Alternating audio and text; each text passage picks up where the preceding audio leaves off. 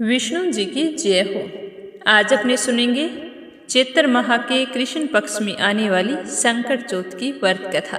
संकट चौथ का व्रत संतान सुख और अखंड सौभाग्य के लिए किया जाता है। चैत्र माह के कृष्ण पक्ष में आने वाली संकट चौथ को आस चौथ, आशा चौथ और पोता चौथ के नाम से भी जाना जाता है। तो सभी बहनों के मंगल जीवन की कामना करते हुए शुरू करते हैं चौथ माता व्रत कथा। कथा शुरू करने से पहले कमेंट बॉक्स में गणेश जी महाराज की जय हो, चौथ माता की जय हो जरूर लिखें और कंचन भक्ति सागर चैनल को सब्सक्राइब करके इस कथा को ज़्यादा से ज़्यादा व्रत रखने वाली दूसरी बहनों में शेयर करें। भगवान गणेश और चौथ माता आपकी सारी मनोकामनाएं पूर्ण करें। बोलो चौथ माता की जय हो, बोलो गणेश जी महाराज की जय हो। पुराने समय की बात है। एक गांव में एक बुढ़िया रहती थी। उसकी उम्र बहुत हो चली थी। उसके कारण उसे आंखों से ना के बराबर दिखाई देता था। उस अंधी बुढ़िया के परिवार में उसका बेटा और बहू रहा करते थे। बेटे बहू के कोई संतान नहीं थी और रहने के नाम पर उनके एक टूटी फूटी झोंपड़ी थी जो मिट्टी गारे और घास फूस से बनी हुई थी। इतनी घोर गरीबी के बीच में वे छोटे मोटे काम करके किसी तरह से अपना गुजर बसर किया करते थे। अंधी बुढ़िया गणेश जी भगवान की बहुत बड़ी भगत थी। वह दिन रात ईश्वर के ध्यान में लगी रहती थी। वह नियम से रोजाना गणेश जी भगवान की पूजा पाठ करती, सिंदूर से तिलक करती, गुड़ और दुर्वा घास अर्पित किया करती थी। और जब भी गणेश चतुर्थी आती तो उस दिन गणेश जी के निमित्त व्रत भी किया करती थी। रात्रि में चंद्रमा को अर्घ्य देकर ही व्रत का पारण करती थी। वह गणेश जी भगवान को इष्ट देव के रूप में पूजा करती थी। तो उसका सारा जीवन अपने इष्ट देव गणेश जी भगवान को भजने में ही बीत गया। जब भी वो गणेश जी की पूजा करती तो कहती, गणपति की सेवा मंगल मेवा। तो एक दिन गणेश जी भगवान सोचने लगे कि इस बूढ़ी माई ने अपनी सारी उम्र मेरी भक्ति करते हुए बिता दी है, तो मुझे इसे दर्शन देना चाहिए। तो इस तरह का विचार करके गणेश जी भगवान बुढ़िया माई के सामने प्रकट हुए और कहने लगे कि बुढ़िया माई, मैं तेरी भक्ति से बहुत ही प्रसन्न हूँ। मैं तुम्हें एक वरदान देता हूँ, तुम जो चाहे मांग लो। तो बुढ़िया माई का पूरा जीवन गरीबी में बीता था, पर उसमें गजब का संतोष था। बुढ़िया माई ने कहा कि गणेश जी भगवान, आप मेरे सामने प्रकट हुए हैं, यही मेरे लिए काफ़ी है। मैं आपके दर्शन तो नहीं कर सकती क्योंकि मुझे बहुत ही धुंधला दिखाई देता है। मेरे सारे मनोरथ पूर्ण हो गए हैं, मुझे कुछ नहीं मांगना। तो गणेश जी मंद मंद मुस्कुराते हुए अपनी परम भोली भगत से कहने लगे कि आज तो मैं थोड़ा जल्दी में हूँ, कल मैं फिर आऊँगा, तब तुम वरदान मांग लेना। मैं तुम्हारी भक्ति से बहुत ही प्रसन्न हूँ, इसीलिए मैं तुम्हें वरदान तो जरूर दूंगा। ऐसा कहकर गणेश जी भगवान अंतर्ध्यान हो गए और अंधी बुढ़िया माई जैसे नींद से जागी हो, उसे ऐसा लग रहा था, उसे बिल्कुल भी विश्वास नहीं हो रहा था कि सचमुच भगवान उसके सामने आए थे। लेकिन उसके पास गहरी आस्था का बल था, इसीलिए अविश्वास का कोई कारण नहीं था। वह सबसे पहले गिरती पड़ती अपने बेटे के पास गई और हाँफते हाँफते उसने सारी घटना विस्तार से बताई। बेटे को अपनी माँ की बात पर यकीन नहीं हो रहा था, पर उसकी माँ की अटूट भक्ति पर उसे पूरा विश्वास था।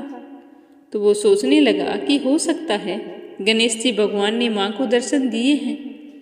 तो वह अपनी माँ से कहने लगा कि माँ, आप भगवान से ढेर सारा धन मांग लो ताकि हमारी गरीबी सदा के लिए दूर हो जाए। तो उस बुढ़िया की बहू पास में बैठी यह सारी बातें सुन रही थी। तो वह अपनी सास के पास आकर बड़े मधुर स्वर में कहने लगी कि माँ जी, आप हर समय कहती हो कि बच्चों के बिना घर बहुत सूना सूना लगता है, तो आप ऐसा करें, बप्पा से पोता मांग लें। तो अंधी बुढ़िया सोच में पड़ गई कि बेटे की बात मानूं या बहू की बात मानूं। काफी देर सोच विचार करते हुए अनमनी सी बैठी रही और फिर दोपहर का खाना खाकर पड़ोस में बातें करने के लिए चली गई। बातों बातों में बुढ़िया माई ने अपनी वह कहानी पड़ोसन को सुना दी तो पहले तो उसने उसका खूब मजाक उड़ाया। कहने लगी कि कभी गणेश जी भगवान भी प्रकट होते हैं, तुमने नींद में कोई सपना देख लिया होगा। तो वह फिर से कहने लगी कि मैं झूठ नहीं बोल रही हूँ, मुझे सचमुच गणेश जी भगवान ने दर्शन दिए हैं। तो उसकी पड़ोसन कहने लगी कि माई ठीक है, मैं तुम्हारी बातों पर विश्वास कर लेती हूँ।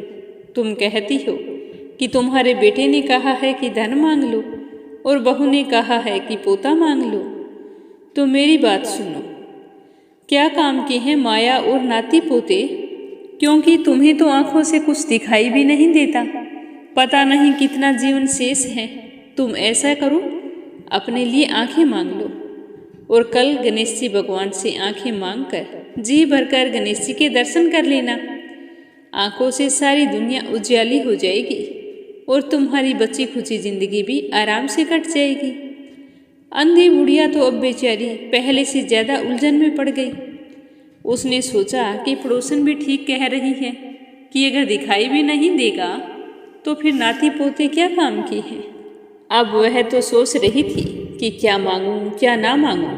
इसी उधेड़ बुन में अंधी बुढ़िया अपनी लकड़ी के सहारे को कभी दाईं ओर टेकती कभी बाईं ओर टेकती टुक टुक टेकती हुई घर की तरफ चल पड़ी। अपनी झुकी हुई कमर और दिखाई ना देने की वजह से धीरे धीरे अपनी लाठी के सहारे लड़खड़ाते हुए किसी तरह वो अपनी झोंपड़ी में पहुंच गई। झोंपड़ी में पहुंचकर देखा कि बुढ़ापा, साथ में अंधापन, घोर गरीबी, सूना घर, कुछ भी तो नहीं था। बूढ़ी माई मजबूर तो थी लेकिन वह बहुत बुद्धिमान थी। वो सोच रही थी कि सब अपने अपने मतलब की बात कर रहे हैं, पर उसका हृदय तो कोमल था, तो वह किसी का दिल भी नहीं दुखाना चाहती थी। सोच रही थी कि बेटे की इच्छा पूरी करूं या बहू की इच्छा पूरी करूं या फिर अपना बुढ़ापा संवारूं। यह सोचते सोचते उसकी आंख लग गई, उसे पता ही नहीं चला। सुबह जल्दी बुढ़िया माई की आंख खुली तो वह खुशी खुशी गणेश जी के आगमन की तैयारी में जुट गई। आज बहू भी समय से पहले उठ गई थी। सास बहू ने मिलकर अपने मिट्टी गारे और फूस की झोंपड़ी की लिपा पोती करके चमका दिया। साफ सफाई करने के बाद दोनों नदी पर स्नान करने गई। वापिस आकर जब गणेश जी का भोग तैयार करने के लिए सामान एकत्रित करने लगी तो यह देखकर वो तो हैरान हो गई कि उन्हें अपनी छोटी सी रसोई में वह सब कुछ मिलता जा रहा था जिस चीज की उन्हें जरूरत थी। तो बड़े प्रेम और श्रद्धा भाव से लड्डू, खीर, पूरी, हलवा, 7 प्रकार की सब्जियां, रायते, कई प्रकार के चावल, पुए, पकोड़े, तरह तरह की चटनियाँ, अचार, पापड़, फल, मेवा, मिश्री और ना जाने क्या क्या पकवान बनाकर 56 भोग की थाली सजा दी। अब हर तरफ से भीनी भीनी खुशबू आने लगी। पूरा घर खाने की खुशबू से भर गया। ऐसे में तो मनुष्य तो क्या, देवताओं के मुंह में भी पानी चल पड़ा। रसोई का सारा काम करके सास बहू ने पूजा और आरती की तैयारी शुरू कर दी। शाम होने वाली थी। उनके पास गणपति का मंदिर या मूर्ति तो थी नहीं, बस एक पुराना लक्ष्मी गणेश वाला कैलेंडर था। उसी के सामने उन्होंने सातिया काट कर पाटला रख दिया और दिया जोत करके गणेश जी के भोग की सामग्री को सजा दिया। बुढ़िया माई गणेश जी भगवान की आरती गाने लगी। जय गणेश जय गणेश जय गणेश देवा, माता थारी पार्वती है पिता महादेवा। और हमेशा की तरह पूरी भक्ति में लीन हो गई। तभी अचानक से वहां पर गणेश जी भगवान प्रकट हो गए। तो वह बूढ़ी माई बहुत ही प्रसन्न हुई और पूरे प्रेम पूर्वक और श्रद्धा भाव से गदगद होकर पकवानों से भरा हुआ थाल गणेश जी के आगे कर दिया। भगवान ने भी उसी प्रेम के साथ एक मोदक उठाकर अपने मुख में रख लिया और बोले कि पार्वती माता के हाथ से बने भोजन की याद आ गई है। फिर गणेश जी भगवान ने भर पेट वहाँ पर भोजन किया। पर हैरान कर देने वाली बात ये थी कि जैसे जैसे भगवान गणेश भोजन करते जा रहे थे, वैसे ही वो भोजन दुगना चौगुना हो रहा था। वह भोजन बढ़कर इतना हो गया कि सारे गांव वाले भी भोजन कर गए, फिर भी बाकी बचा हुआ रह गया। तो भगवान गणेश इस तरह भोजन करके तृप्त हो गए और फिर बुढ़िया माई से कहने लगे कि माई, मैंने तुम्हें कहा था कि वचन मैं तुम्हें जरूर दूंगा। अब तुम्हारी जो भी इच्छा हो वरदान मांगो, जो तुम मांगोगी वही तुम्हें जरूर मिलेगा। तो बुढ़िया माई ने तो पहले से ही सोच रखा था। वह अपने बेटे की बात को भी रखना चाहती थी, बहू को भी खुश करना चाहती थी और अपनी ज़रूरत को भी पूरा करना चाहती थी। तो वह बुढ़िया माई हाथ जोड़कर कहने लगी कि हे गणेश जी भगवान, यदि आप मुझ पर इतने ही प्रसन्न हैं तो मुझे 9 करोड़ की माया दे, निरोगी काया दे, अमर सुहाग दे, नाती दे, पोता दे, समस्त संसार परिवार का सुख दे और अंत काल में मोक्ष दे। तो बूढ़ी माई के इस तरह मांगने पर गणेश जी भगवान बूढ़ी माई की चतुराई पर हंसने लगे और कहने लगे कि माई, तुमने तो हमें ठग लिया। तुम तो कह रही थी कि मुझे तो कुछ मांगना ही नहीं आता, लेकिन आज तुमने एक ही बात में सब कुछ मांग लिया है। पर हे माई, मैं तुम्हारी भक्ति से बहुत ही खुश हूँ। आज तुमने जो मांगा है वह सब कुछ तुम्हें मिलेगा। ऐसा कहकर गणेश जी भगवान वहाँ से अंतर्ध्यान हो गए।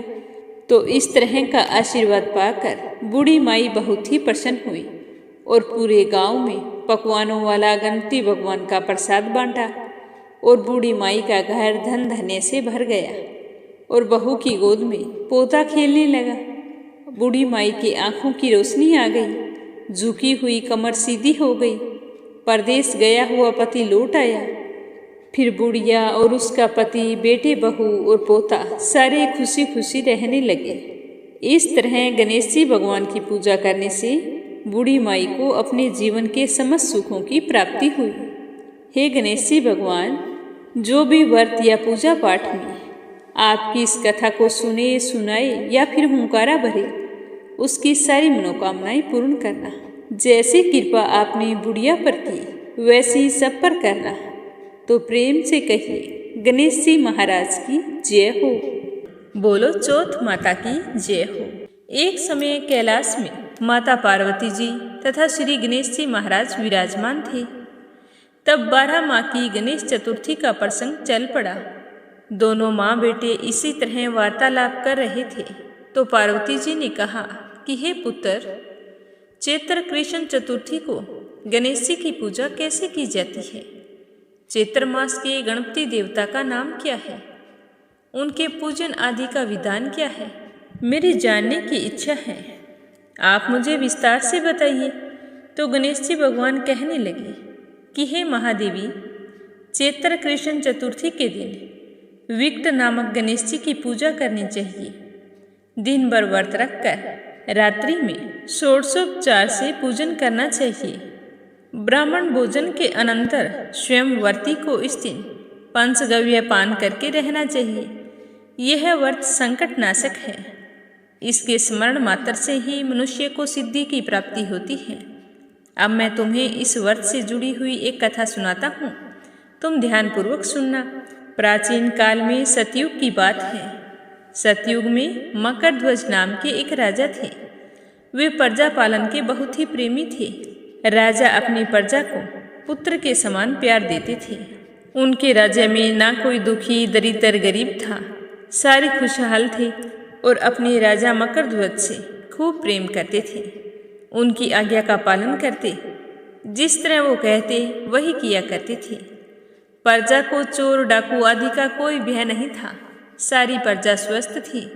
सभी लोग उदार, सुंदर, बुद्धिमान, दानी और धार्मिक थे। इतना सुंदर शासन होते हुए भी राजा को एक दुख था, क्योंकि राजा को संतान की प्राप्ति नहीं हुई थी। उसके बाद महर्षि याज्ञवल्क्य की कृपा से उन्हें कालांतर में एक पुत्र की प्राप्ति हुई। तो राजा अपने पुत्र के जन्म पर बहुत ही खुश हुए और अपने राज्य का भार अपने मंत्री धर्मपाल को सौंपकर विविध प्रकार के खेल खिलौनों से अपने राजकुमार का पालन करने लगे। राज्य शासन हाथ में आ जाने के कारण मंत्री धर्मपाल धन धान्य द्वारा समृद्ध हो गए। मंत्री के 5 पुत्र थे, एक से बढ़कर एक। तो मंत्री ने समय के साथ उनका विवाह भी कर लिया और धन का उपभोग करने लगे। मंत्री के सबसे छोटे बेटे की बहू बहुत ही धर्मपरायणी थी। चैत्र कृष्ण चतुर्थी आने पर उसने भक्तिपूर्वक गणेश जी की पूजा की। तो अपनी बहू को इस तरह पूजन और व्रत करते हुए देखकर उसकी सास कहने लगी कि अरे, ये क्या सीख कर आई है? क्या तुम तंत्र मंत्र के द्वारा मेरे पुत्र को वश में करना चाह रही है? मैं नहीं चाहती कि मेरे घर में इस तरह का कुछ भी हो। तो उसकी बहू कहने लगी कि नहीं माँ जी, मैं तो गणेश जी की पूजा कर रही हूँ, मैं कोई तंत्र मंत्र नहीं कर रही हूँ। तो उसकी सास कहने लगी कि मैं कोई गणेश जी को नहीं जानती हूँ, मुझे तो बस इतना पता है कि तू जादू टोना कर रही है। सासू माँ के बार बार इस तरह के ताने सुनकर भी बहू ने पूजा करनी नहीं छोड़ी, वह चुपचाप पूजा करती रही। तो यह देखकर उसकी सास को गुस्सा आ गया और कहने लगी कि अरे दुष्ट, तू मेरी बात नहीं मान रही, अभी देख मैं तुझे पीट कर ठीक करती हूँ। मुझे यह सब कुछ तांत्रिक अविचार पसंद नहीं है।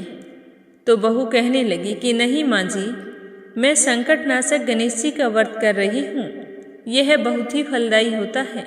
तो उसकी सास कहने लगी कि कितना समझा चुकी हूँ, फिर भी सामने जुबान लड़ा रही है।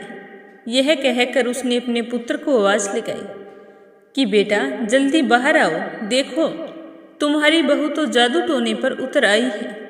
मैंने कितनी बार मना कर दिया है, फिर भी वह मानने को तैयार ही नहीं है। इस दुष्टा को मार पीट के ठीक कर दो। मैंने इसे प्यार से समझा दिया, पर यह मानने को तैयार ही नहीं है। कहती है कि मैं तो गणेश जी की पूजा करती हूँ, मैं नहीं जानती किसी गणेश जी को, और हम तो राजकुल के मनुष्य हैं, हमें इस तरह के व्रत और पूजा पाठ करना शोभा नहीं देता। हम लोगों की विपत्ति को ये कैसे नष्ट कर सकते हैं? तो अपनी माँ की बात सुनकर उसके पुत्र ने अपनी बहू को खूब मारा, पर वह चुपचाप मार सहती रही। फिर भी उसने गणेश जी का व्रत तो किया और मन ही मन गणेश जी भगवान का स्मरण करती हुई उनसे प्रार्थना करने लगी कि हे गणेश जी भगवान, हे जगतपति, आप ही हमारे सास ससुर और मेरे पति को समझाइए कि आप विपत्ति को कैसे हर सकते हैं, ताकि उनके मन में आपके प्रति भक्ति भाव जागृत हो। तो गणेश जी भगवान अपने भक्त को इस तरह दुखी देखकर बहुत ही क्रोधित हो गए और उन्हें सबक सिखाने के लिए सबके देखते ही देखते राजकुमार का अपहरण कर लिया और उसे मंत्री धर्मपाल के महल में ले जाकर छिपा दिया। उसके बाद उसके वस्त्र आभूषण आदि उतारकर राजमहल में फेंक दिए और स्वयं अंतर्ध्यान हो गए। और इधर राजा अपने पुत्र को ना पाकर बहुत ही परेशान हुए और इधर उधर ढूंढते हुए उसे आवाजें लगाने लगे, परंतु सामने से कोई उत्तर नहीं आया। तो वे मंत्री के महल में गई और वहां जाकर पूछा कि मेरा राजकुमार कहाँ चला गया है। महल में उसके वस्त्र आभूषण पड़े हैं, लेकिन राजकुमार नहीं है। किसने ऐसा निंदनीय कार्य किया है? जिस किसी ने किया है उसे अपने कर्मों का दंड अवश्य मिलेगा। तो राजा की बात सुनकर मंत्री धर्मपाल ने कहा कि हे राजन, आपका चंचल पुत्र कहाँ चला गया? इसका पता तो मुझे भी नहीं है, मैं अभी उसकी खोज करवाता हूँ। अभी तो वह ज्यादा दूर नहीं गया होगा, पूरे नगर में बाग बगीचों में सभी जगह ढूंढवाता हूँ। तो राजा फिर नौकरों और सेवकों के पास आकर कहने लगे कि हे अंगरक्षकों, हे मंत्रियों, मेरे पुत्र का शीघ्र से शीघ्र पता लगाओ। मेरा राजकुमार अभी नादान है, कोई दुश्मन उसे कहीं ले ना जाए। तो राजा का आदेश पाकर दूत सारी जगहों पर खोजने लगे, पर उसका पता कहीं भी नहीं लगा। तो सारे भयभीत हो गए और आकर डरते डरते राजा से कहा कि हे राजन, अपहरण करने वाले का कहीं भी पता नहीं लगा है। राजकुमार को किसी ने भी आते जाते नहीं देखा है। हे राजन, क्या पता हमारा राजकुमार महल से बाहर गया ही नहीं हो। कहीं किसी ने यहीं पर। तो सिपाहियों की बात सुनकर राजा ने मंत्री को बुलाया और मंत्री से कहा कि मेरा राजकुमार कहाँ है। हे धर्मपाल, तू मुझे साफ साफ बता दे कि मेरा राजकुमार कहाँ है। उसके वस्त्र आभूषण सब कुछ यहीं पर पड़े हैं, केवल वही नहीं है। कहीं तुम्हारे मन में कोई पाप तो नहीं आ गया कि मैंने तुम्हें राज्य का सारा कार्यभार संभला दिया है, तो तुम्हारे मन में कहीं यह दुष्टता तो नहीं आ गई कि मैं राजकुमार का वध कर डालूं और मुझे यह राज्य मिल जाएगा। अगर तूने कुछ ऐसा किया तो मैं तेरे पूरे कुल को नष्ट कर दूंगा, इसमें जरा भी संदेह नहीं है। तो राजा के इस तरह क्रोधित होने पर धर्मपाल बुरी तरह से डर गया और सर झुकाकर कहने लगा कि हे राजन, मैं पता लगाता हूँ, पर हमारे नगर में ना तो कोई अपहरण करने वाले आए हैं कभी, और ना ही कभी चोर डाकुओं के बारे में सुना है। फिर हे प्रभु, पता नहीं ऐसा नीच कर्म किसने किया है और वह न जाने कहाँ चला गया। तो राजा कहने लगे कि मैं तुम्हारी इस चिकनी चुपड़ी बातों पर विश्वास नहीं करने वाला। मुझे मेरा राजकुमार चाहिए, इससे आगे मैं कुछ नहीं सुनना चाहता। अगर मेरा राजकुमार नहीं मिला तो मैं तुम्हारे कुल को नष्ट कर दूंगा, इसमें जरा भी संदेह नहीं है। तो धर्मपाल बहुत ही दुखी हुआ और कहने लगा कि हे राजन, आप मुझे 2 दिन का समय दीजिए, मैं राजकुमार को जरूर ढूंढ कर लाऊंगा। और फिर धर्मपाल अपने महल में आकर उदास और परेशान होकर बैठ गया। तो धर्मपाल की पत्नी और पुत्रों ने पूछा कि आप इस तरह उदास क्यों बैठे हैं, क्या बात है, हमें बताइए। तो उनकी बात सुनकर धर्मपाल ने कहा कि पहले मैं तुमसे कुछ पूछना चाहता हूँ, मुझसे झूठ मत बोलना। फिर धर्मपाल कहने लगा कि आप में से यह कर्म किसने किया है, राजकुमार का अपहरण किसने किया है? क्या तुम्हारे मन में कोई लालच आ गया? राजकुमार महल से बाहर नहीं गया है। राजा ने कहा है कि अगर जल्द ही राजकुमार नहीं मिला तो मैं तुम्हारे वंश का विनाश कर दूंगा। इस तरह कहते हुए धर्मपाल आंसू बहाने लगा।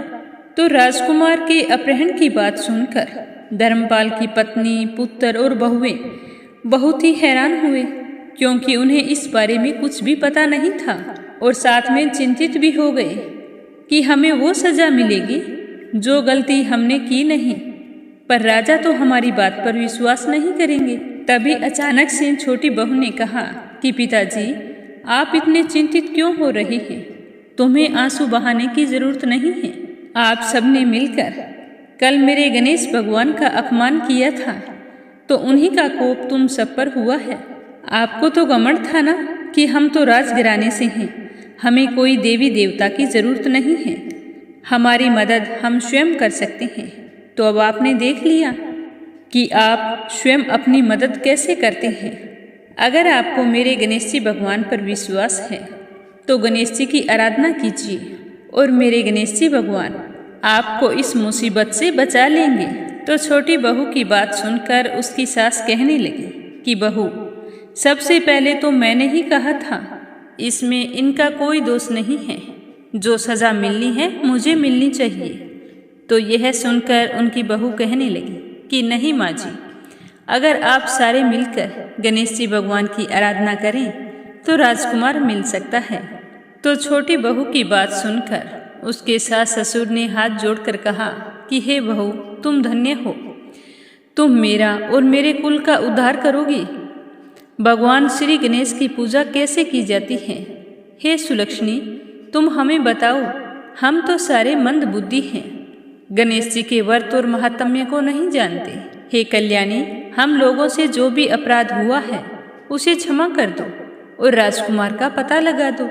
हम अभी से संकल्प लेते हैं कि तुम्हारे साथ हम भी हर महीने संकटनाशक गणेश भगवान का व्रत और पूजन किया करेंगे।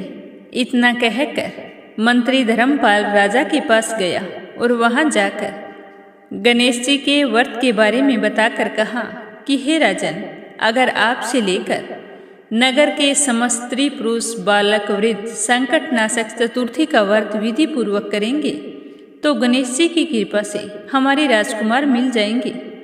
यह मेरी छोटी बहू का वचन है और वो कह रही है कि इसमें कोई संदेह नहीं है। तो मंत्री धर्मपाल की बात सुनकर राजा ने पूरे नगर में ऐलान करा दिया कि हर व्यक्ति संकट नाशक गणेश जी भगवान का व्रत करे। तो राजा के कहे अनुसार सारी प्रजा ने और राजा ने गणेश जी भगवान का व्रत रखा। जब वो व्रत रखकर पूजा पाठ कर रहे थे तो उसी समय गणेश भगवान ने सबके देखते ही देखते राजकुमार को वहां पर प्रकट कर दिया। तो राजकुमार को इस तरह आया देखकर सारे नगरवासी आश्चर्यचकित हो गए। सभी लोगों को बड़ी ही प्रसन्नता हुई। राजा के हर्ष का तो कोई ठिकाना ही नहीं रहा। सारे कह उठे कि गणेश जी धन्य हैं, गणेश भगवान की जय हो। तभी राजा ने कहा कि धन्य तो हमारे मंत्री धर्मपाल की छोटी बहू है। उनके कहने से ही हमने गणेश जी भगवान का पूजन किया और व्रत रखा, जिसकी कृपा से मेरा पुत्र यमराज के पास जाकर भी लौट आया है। अतः मैं तो चाहता हूँ कि आज से सारे लोग इस संतानदायक व्रत को निरंतर विधि पूर्वक करते रहें। इस तरह कथा सुनाकर श्री गणेश जी भगवान कहने लगे कि हे माता, इस लोक में तथा सभी लोकों में इससे बढ़कर अन्य कोई व्रत नहीं है। इसी कथा को युधिष्ठिर ने श्री कृष्ण से सुना था और इसी चैत्र कृष्ण चौथ का व्रत करके अपने खोए हुए राज्य को पुनः प्राप्त किया था। बोलो गणेश जी महाराज की जय हो। बोलो चौथ माता की जय हो। तो व्रत रखने वाली सारी बहनें भगवान गणेश और चौथ माता का आशीर्वाद पाने के लिए कंचन भक्ति सागर चैनल को सब्सक्राइब जरूर करें।